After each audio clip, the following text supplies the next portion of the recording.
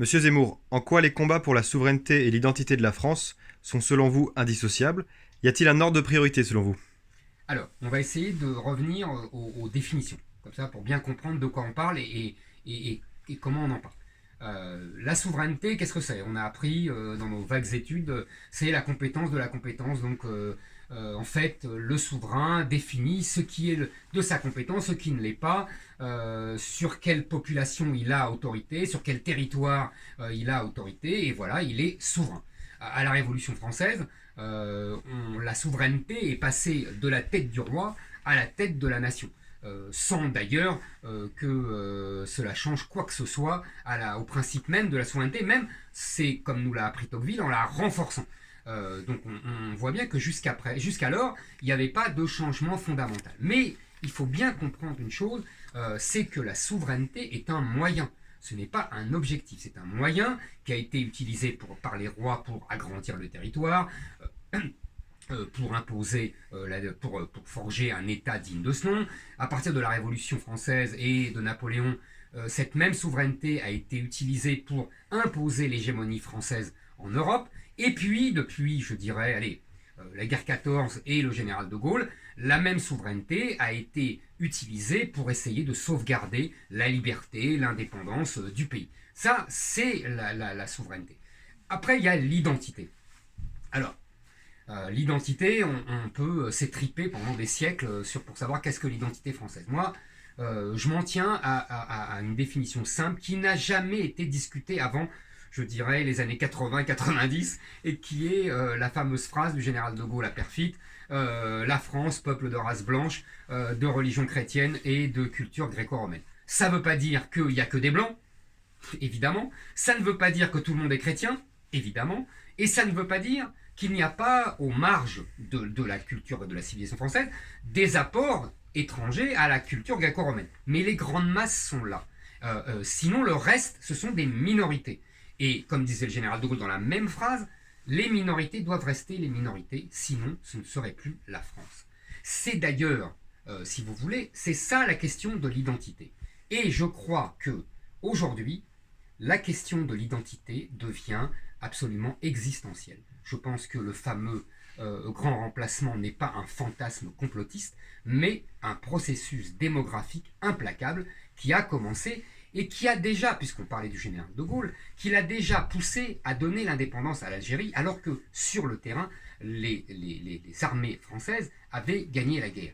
C'est déjà, on ne l'appelait pas à l'époque le grand remplacement, mais c'est déjà cette question démographique qui l'a poussé à faire ce choix cruel.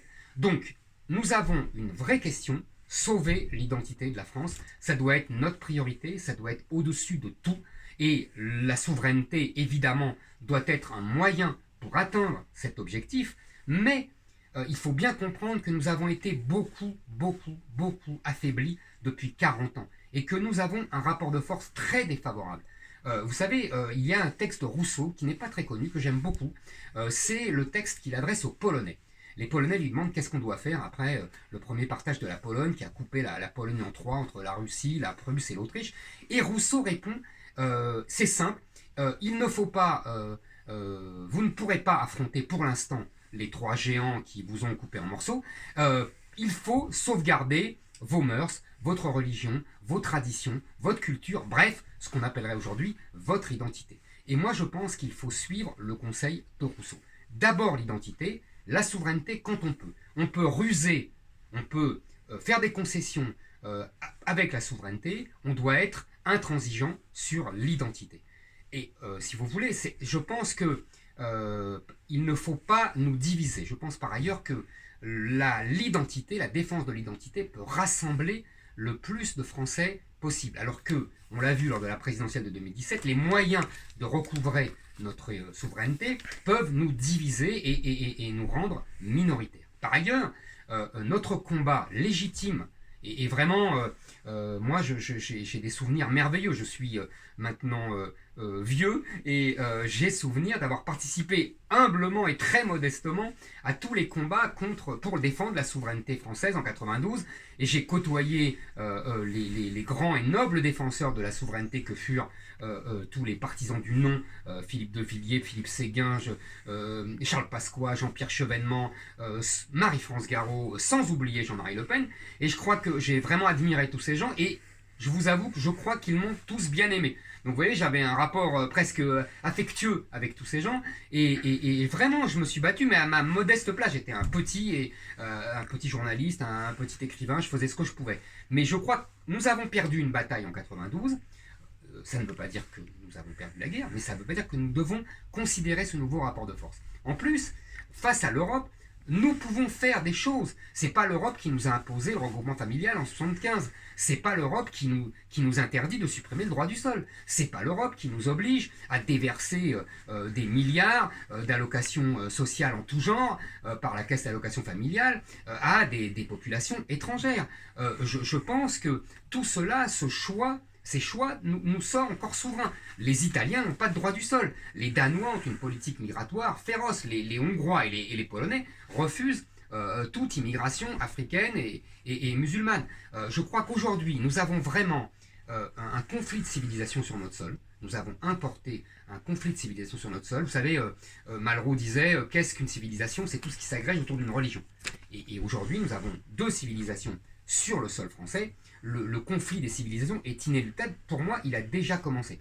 Donc, nous devons nous armer et être le plus habile possible. Alors, si on doit reprendre des éléments de souveraineté, par exemple, face aux juges nationaux et internationaux, je suis pour le maximum de retour de la souveraineté. Ce que je ne veux pas, c'est que le combat pour la souveraineté, tout à fait légitime, nous retarde et nous affaiblisse dans le combat que je crois le plus vital pour l'identité. Vous savez, j'ai coutume de dire en forme de plaisanterie, un peu noir, je le reconnais, une république islamique française pourrait être souveraine, mais ce ne serait plus la France.